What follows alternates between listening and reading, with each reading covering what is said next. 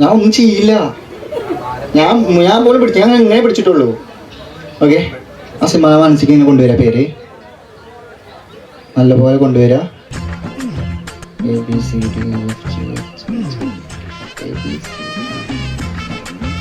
Okay, 2 പേര് ചേർന്നൊരു പേരാ തോന്നുന്നു.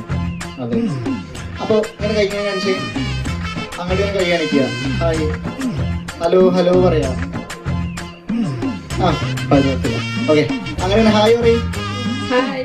ഹായ്, ഹലോ, ആസിഫലിയല്ലേ? ഈരാവിൻ തീരത്ത് പൊൻതാരങ്ങൾ